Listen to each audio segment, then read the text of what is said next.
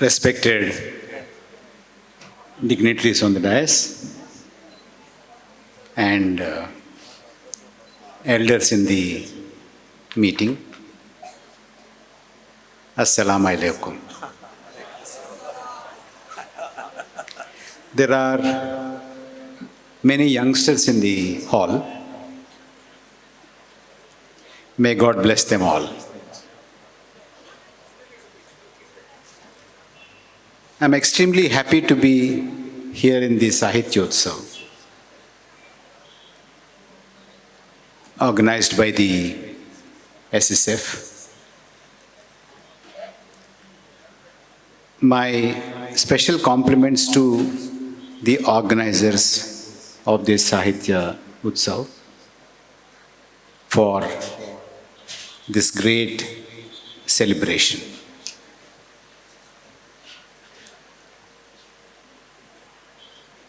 I have been coming to Kerala quite often these days. So much so, I am able to understand a bit of Malayalam. If you speak, I can understand. But if I speak Malayalam, you won't understand. Therefore, please give me permission to speak in English. Is that okay? Thank you.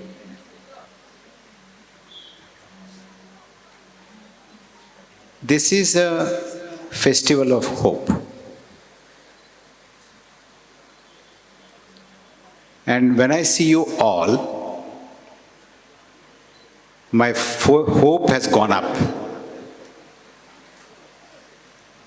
There is a lot of hope in this place. There is a lot of hope in what you are doing. And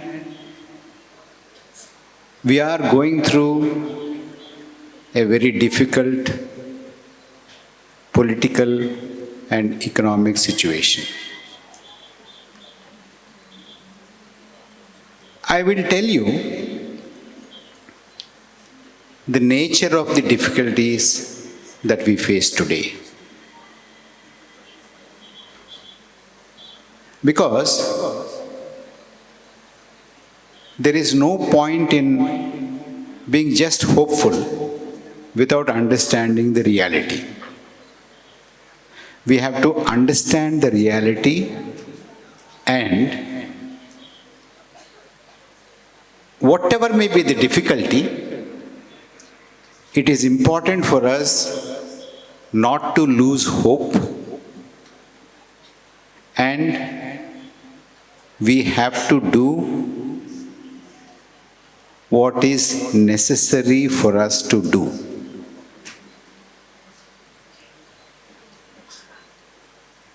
Because there are many youngsters here, I want to tell you what is the economic situation in the country today. In India, we have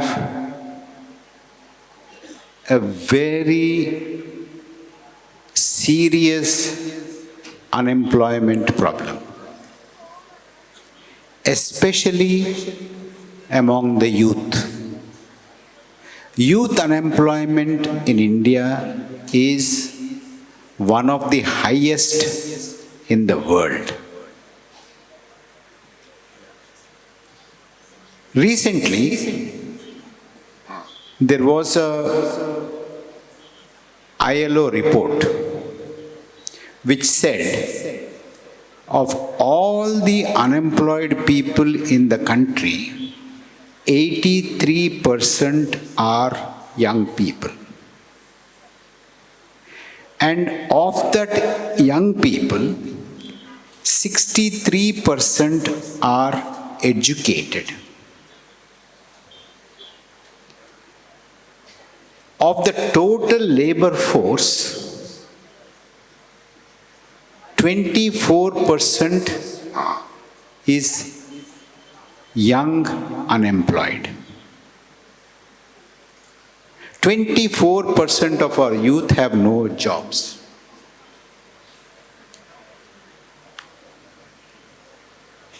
If I say 24%, 83%, 63%, it may not really mean anything. Therefore, I will give you one small example.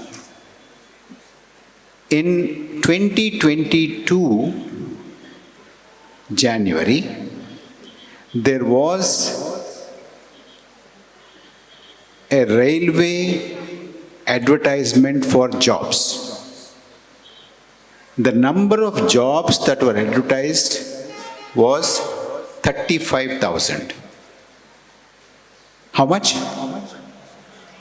35,000. Can you guess the number of applicants? The number of applicants was 1 crore 25 lakhs.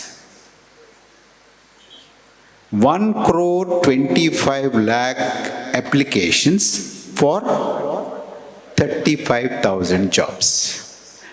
You can imagine how serious is the unemployment situation. The government tells you that there is not much of a problem. And they will also give you data. They will also give you numbers, percentages. I will tell you what kind of a trick the government plays.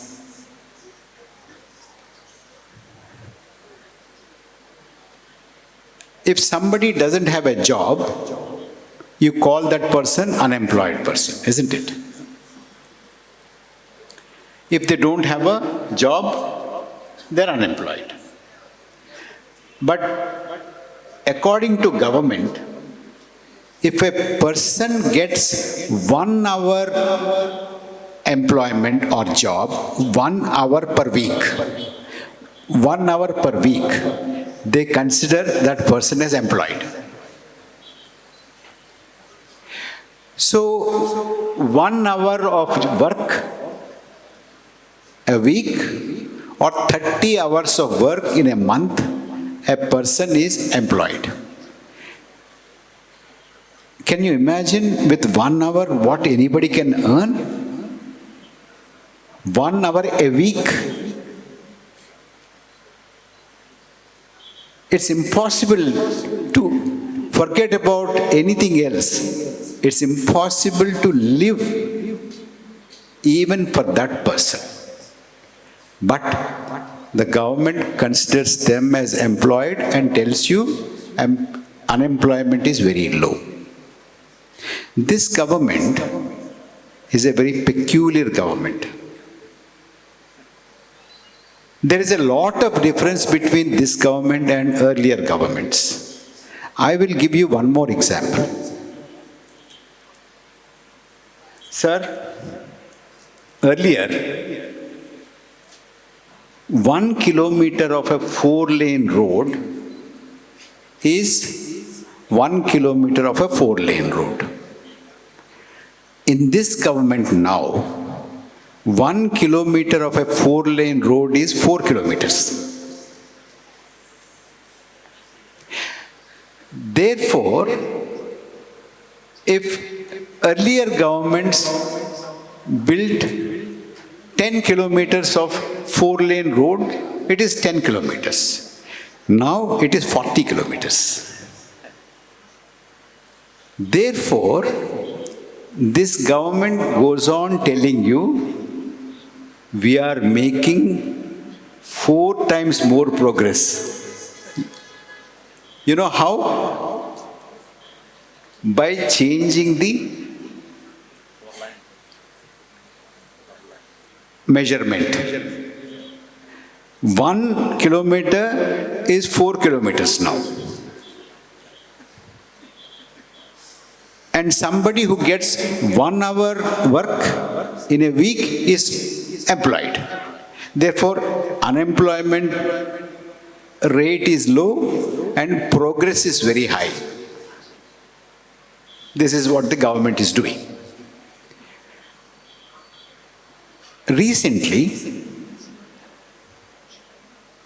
a Paris-based, very credible, important economic group has come out with a finding, World Inequality Lab, headed by a very eminent economist called Thomas Piketty.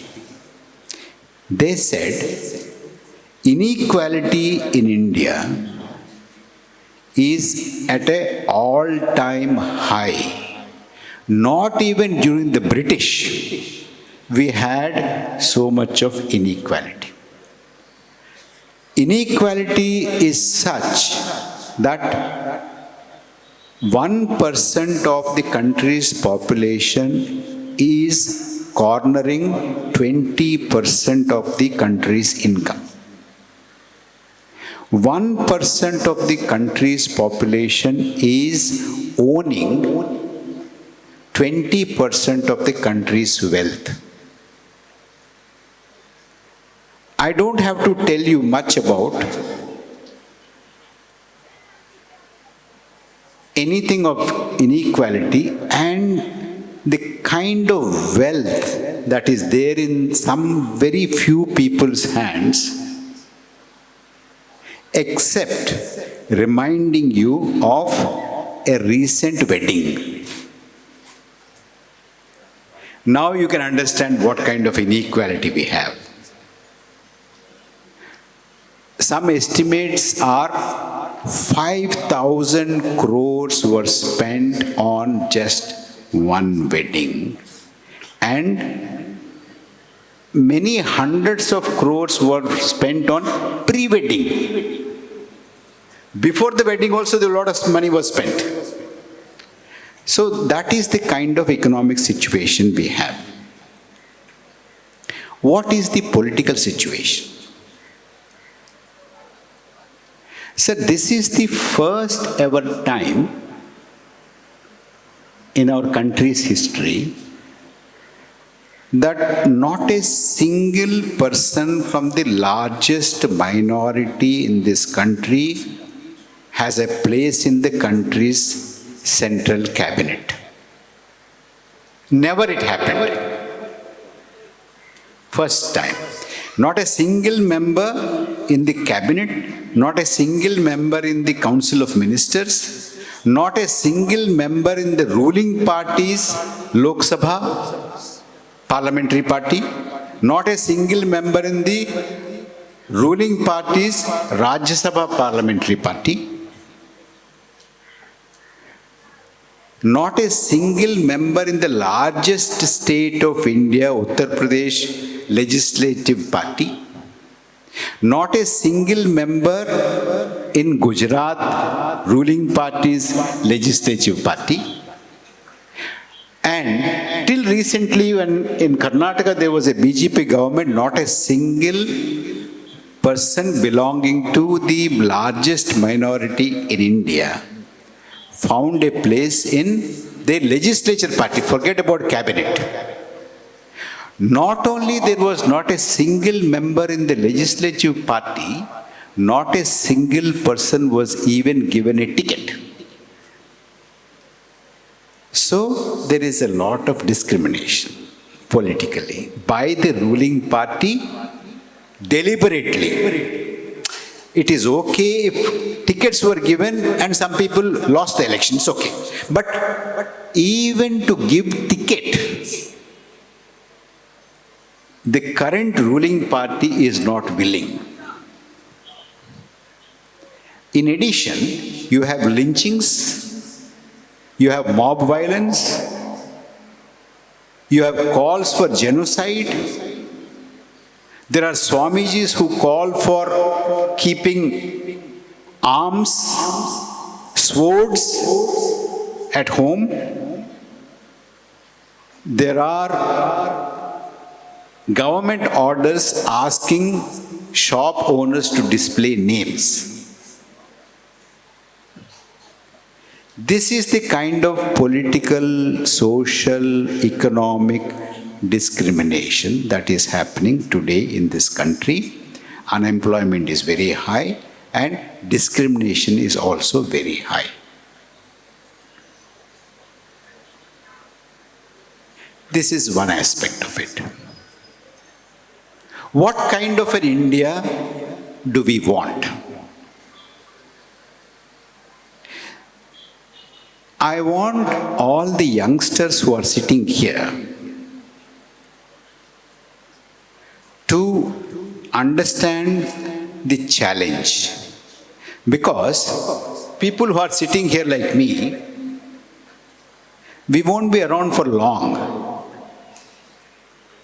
Maybe 10 years, 15 years, 20 years, 30 years. He's looking very healthy, he'll be there for another 40 years. But most of us are going to be there for only a few years more. But you people are going to be here for a long time. Therefore, I want you to understand what is the kind of India that we built, that we wanted.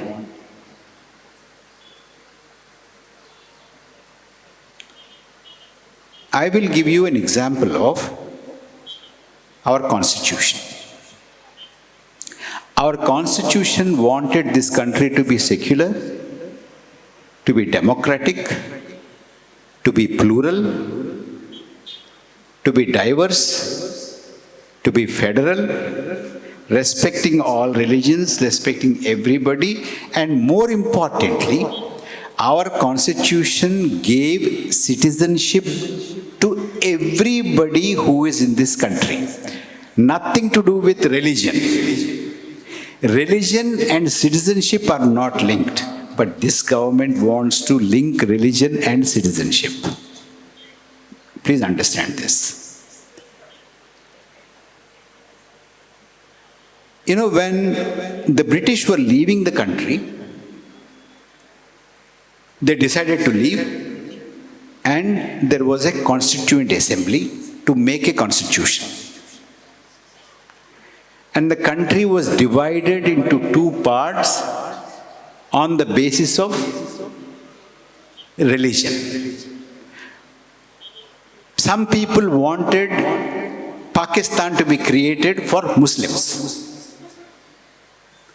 And country was divided, and there was a lot of violence on both sides of the borders. Lot of dead bodies came from that side and lot of dead bodies went from this side. People from that side came here, although they were very rich there in Lahore, in Karachi, in Rawalpindi, in everywhere. Although they were landlords, rich people, business people, industrialists, they all came with no money, just with what they were wearing.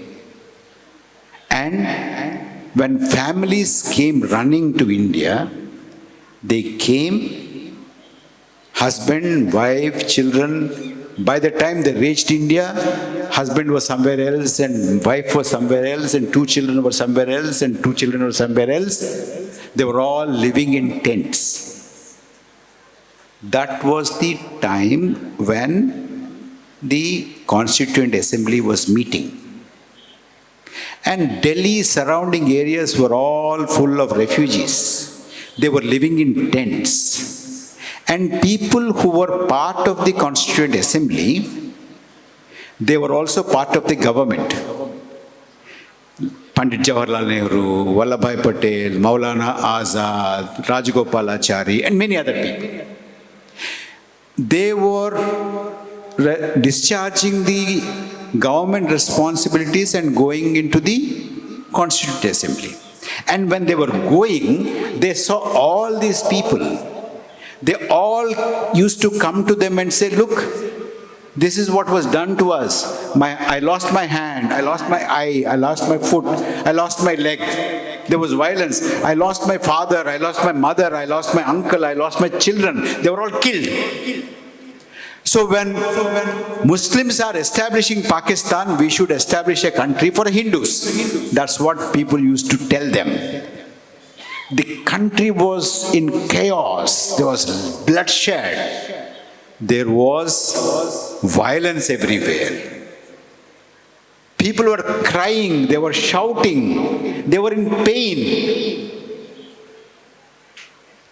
But our leaders, Nehru, Patel, Azad, Rajgopalachari, and people like that, they used to see all these people, listen to all these cries, go into the Constituent Assembly, sit there, and they said, this country belongs to everybody, not just Hindus.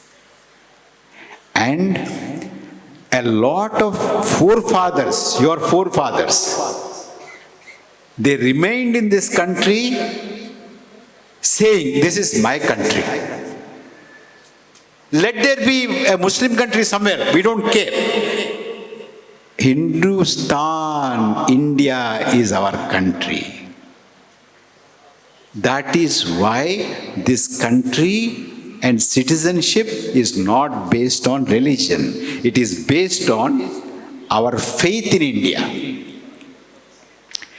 But this government is trying to cut that and tell you, Arey, go to Pakistan. You don't belong here. What are you talking? You are a different religion. This country belongs to Hindus. That's what these people are trying to say. So this is the challenge. The hope is 2024 elections gave a slap to this government. Gave a slap to people who talked about division, who talked about discrimination, who talked about you are different and I am different. This country is mine, not yours. Those people were taught a lesson, not fully, but a large number of people have said, even in Ayodhya, they said, ye nahi chalega, this is not what we believe in. In Faizabad also people said, no, get out from here. That is India. That is the hope. That this country belongs to everybody, not discriminating anybody on the basis of religion. Our discrimination, if at all there has to be a discrimination, that is, do you love India or you don't love India? Do you support India or you don't support India? That is the only thing. We all belong to this place. It is ours. It is not anybody's on the basis of religion, on the basis of caste, on the basis of region, on the basis of gender, on the basis of anything else. It is, we are born here and it is our country. That is the thing. Now, what is it that young people should do now? And that is the reason why India supported everybody in the world, whoever is oppressed, be it Palestine, be it South Africa, be it black population, anybody was supported by India. Now the challenge is, people who are working against these fundamental principles of our constitution, there is an army working. There is an army working against secularism. There is an army working against plurality. There is an army working against tolerance. There is an army working against democracy. I want you to ask a question to yourselves. Is there an army working to support the constitutional values? Is there an army working to defend secularism, pluralism, liberalism, democracy. Is there an army? Yes, we have. Okay. Those who are sitting in front of you, they are. Sir, if you are an army, then I have a hope. Yes, we have still. But please understand that a collection of people is a crowd. Okay. We are not a crowd. If they're organized, they're a team. If they're trained, they're an army. So we have to, young people will have to be made into an army to defend secular values, diverse values, federal values, tolerance values. That is the hope. Now, if all of you tell me that you are an army to defend the Constitution, there is hope. Who said yes? I heard a little boy's voice here. Where? Put up your hand. Wonderful. Yes. Then there is hope. Please don't think that things will be all right. No. We have to make them all right. We have to take India's fate into our own hands and make India secular again. Make India democratic again. Make India liberal again. Make India federal again. Make India tolerant again. Make India diverse again. Make India respect everybody. Make India to be aware that its citizenship is not based on religion. It is based on our birth here. Make India an India that belongs to everybody. Can I leave this place with that hope? Yes. Are you all giving me a hope that you are going to be an army defending the Constitution of India? Great. Thank you very much. Thanks, sir.